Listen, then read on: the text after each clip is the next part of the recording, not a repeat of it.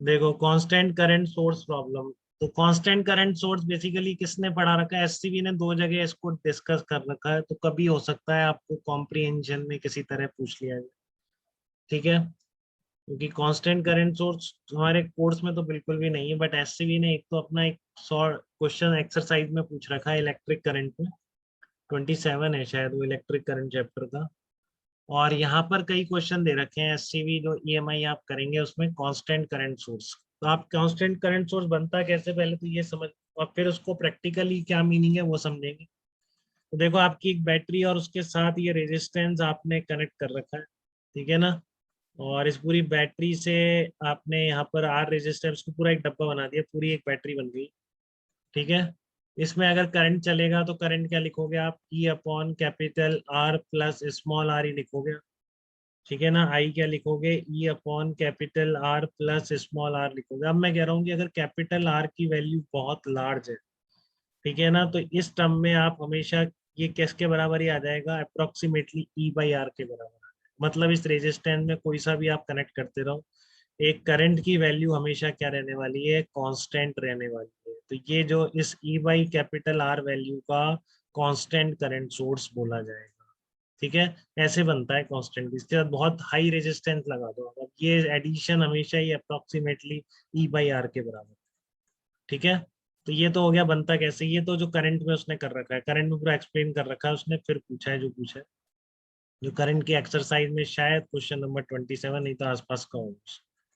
ठीक है, और बाकी आपको कैसे अप्लाई करना है वो समझ लो, आपके लिए ऐसे बना हुआ आएगा, देखो कांस्टेंट करंट सोर्स का सिंबल ये होता है। ठीक है ना, ये किसका सिंबल है, कांस्टेंट करंट सोर्स का सिंबल है। और ये आपका इंडक्टर है, ये रेजिस्टेंस है, ये आपका स्विच है। तो पूछ रहा है कि इंपॉर्टेंट प्रॉब्लम है बेटा, ये कॉम्प्रिहेंशन में एडवांस में कभी आ सकता है, बिल्कुल आपको एक्सप्लेन कर देगा कि ये मतलब होता है कांस्टेंट करंट सोर्स का। अब बताओ आप इसमें current as a function of time कैसे लिखो। तो आपको करना पड़ेगा, फिर आप ये नहीं कह सकते आउट ऑफ कोर्स, पूरा एक्सप्लेन कर दिया उसने। क्या बोलेगा वो कांस्टेंट करंट सोर्स के बारे में, कि कांस्टेंट करंट सोर्स जैसे इस ब्रांच में लग रहा है ना बेटा, यहाँ से आता है। ठीक है ना, कांस्टेंट करंट सोर्स है तो इसमें जो करंट, इसकी जो वैल्यू है कांस्टेंट करंट सोर्स की, इस ब्रांच में करंट वही रहेगी, आगे फिर डिस्ट्रीब्यूट हो जाएगी, फिर वापस इधर आ जाएगी। ठीक है ना, तो अगर यहाँ पर आपने मान लो 100 एम्पियर का एक करंट सोर्स लगा दिया, तो यहाँ से यहाँ तक जो करंट है दैट मस्ट बी 100 एम्पियर। ठीक है, मतलब जिस लूप में ये लगा हुआ है उस लूप की करंट ये फिक्स कर लेता है। ठीक है, तो figure shows a circuit with a resistance capital R and inductor L. Find out the current through the inductor as a function of time if capital S is closed at t equal to 0. तो ये बिल्कुल specific advance का problem है कि current source पहले आपको explain कर दिया उसने। करंट सोर्स का मतलब है कि ये कांस्टेंट करंट मेंटेन करेगा, आई जी करंट रहेगी यहाँ से यहाँ तक, इसमें फिर आई वन आई टू हो जाएगी, but definitely I one plus I two I G के बराबर हो। ठीक है, तो इसमें आपसे करंट पूछा है तो बिल्कुल आप कर सकते हैं, इसमें बिल्कुल बेसिक है एकदम। ठीक है, अब जिसको करना आएगा वो कर ही देगा, अब जिसमें नहीं होगा करने का ये, ठीक है ना, अभी तो कर ही देगा, अब तो जब मैं बता दिया ऐसा आ जाएगा, अब तो करोगे आप। ठीक है, तो ये सब वही पेपर में डिसाइड होता है, आप पहले से नहीं बता सकते कि ये बच्चा कर देगा, ये बच्चा नहीं करेगा, ऐसे नहीं होता है। ठीक है ना, ये अंदर की बातें ही हैं दिमाग की, जिसके आता है वो फटाफट बना देता है, क्योंकि हमने सब पढ़ रखा है इसके बाद। देखो आपने बोला आई जी यहाँ पर है, आई वन यहाँ पर है, और यहाँ पर कितना आ गया, I G minus I one. जी मैंने सर।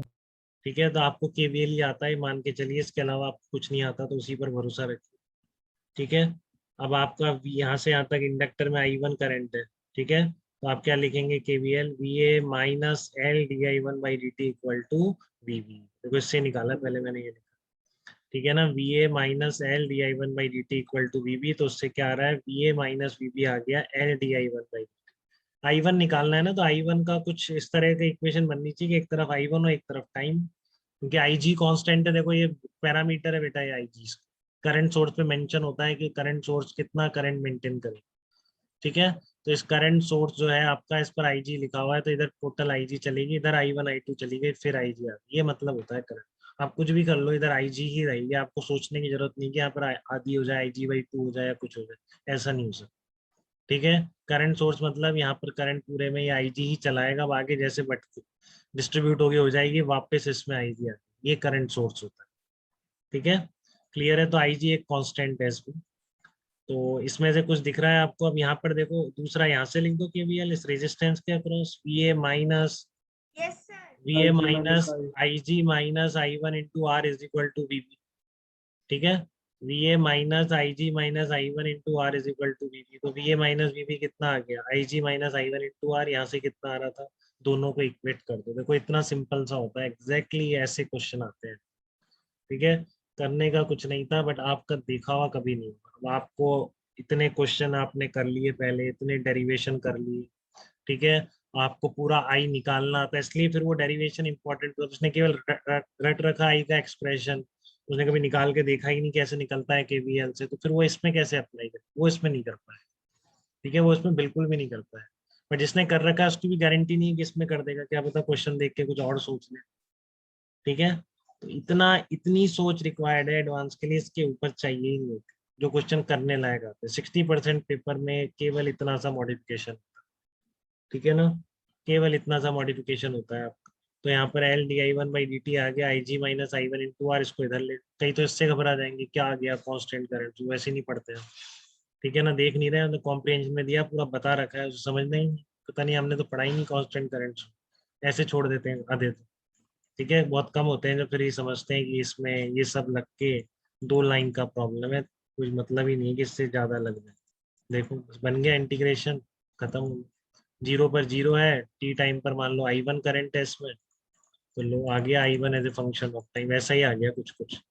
यहाँ पर आप ई बाई आर करते थे, आई जी आ गया 1 minus e raise to power minus t by. तो ये आंसर हो। ठीक है, तो ये आंसर हो जाएगा इसका, कांस्टेंट करंट सोर्स प्रॉब्लम। तो ऐसे कई क्वेश्चंस में है, 2 या 3 प्रॉब्लम्स है एससी में, तो आप सब में ये ध्यान रखिएगा, जहाँ ये लग गया वहाँ करंट आईजी चलेगी। ठीक है ना, फिर यही आईजी डिस्ट्रीब्यूट हो गया, आप कुछ भी करते रहो, उससे फर्क नहीं पड़ता। बोलिए बेटा, एकदम क्लियरिटी है क्या आपको इस प्रॉब्लम पे, या कोई डाउट है? ये इंटीग्रेशन तो कर लेते हैं सब। ठीक है ना, upper limit minus lower limit, ये एक बार करके देख लेंगे, देखो ये आंसर मैच करा पाते हैं। ठीक है ना, एक बार रफ पे 2-3 बार इसको करके देख लेना। ठीक है, कांस्टेंट करंट सोर्स वाली प्रॉब्लम पे, तो फिर आपको गलती नहीं होगी कभी।